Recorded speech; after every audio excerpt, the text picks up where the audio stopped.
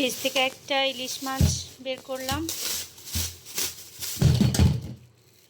এটা রান্না করব হলো পেঁপে দিয়ে। আমি পেঁপে কেটে সিদ্ধ করে ফ্রোজেন করে রাখছিলাম,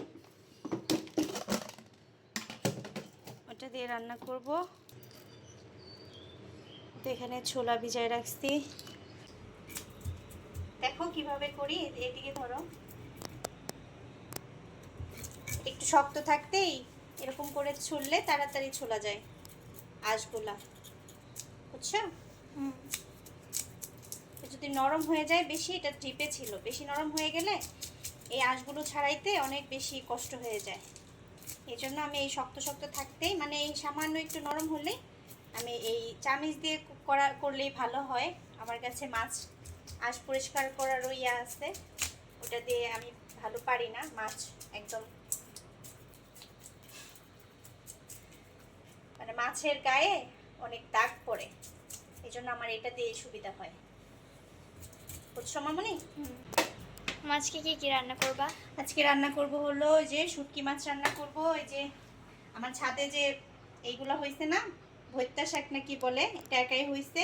এটা দিয়ে মিষ্টি কুমড়া, বেগুন, আলু দিয়ে, তারপরে তো তোমাদের জন্য ইফতারি আইটেম, এখানে আলু, তারপরে বেগুন, মিষ্টি কুমড়া, কাঁচকলা কেটে রাখছি, তারপরে এখানে হচ্ছে পেঁয়াজের জন্য ডাল, আর এটা পকোড়ার জন্য হলো করব পাতাকপির, আর এখানে ডিম আর ছোলা সিদ্ধ দিয়েছি।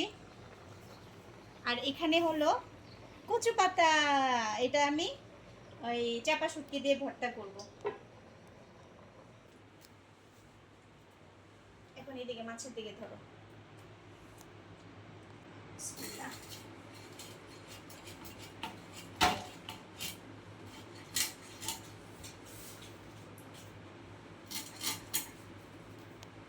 আমি এরকম শক্ত থাকতে মাছটা কেটে ফেলি কিসের জন্য, বেশি নরম হলে আমি মাছ কাটতে পারি না।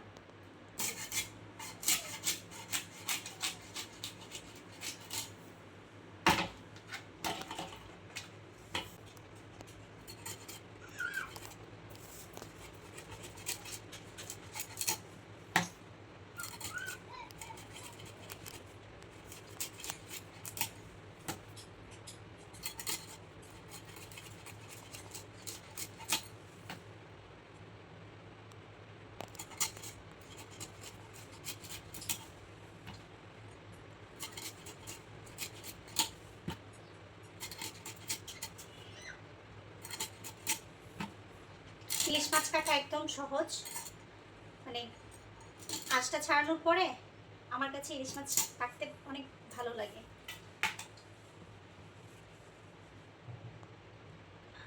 নরম হওয়ার পরে এই যে ময়লাগুলো বের করতে হবে। এখানে নাড়ি বুড়ি আছে মাছের,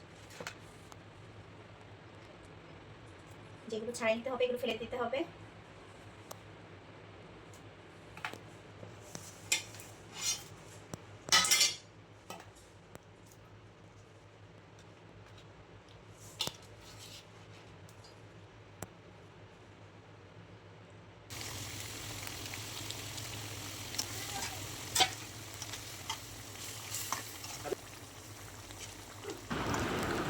ওই সময়টাতে ইফতারের টাইম হয়ে যায়, আমি আর ভয়েস দিতে পারি না, তাড়াতাড়ি করতেছিলাম। তো আমার রান্না এ পর্যন্তই আজকে।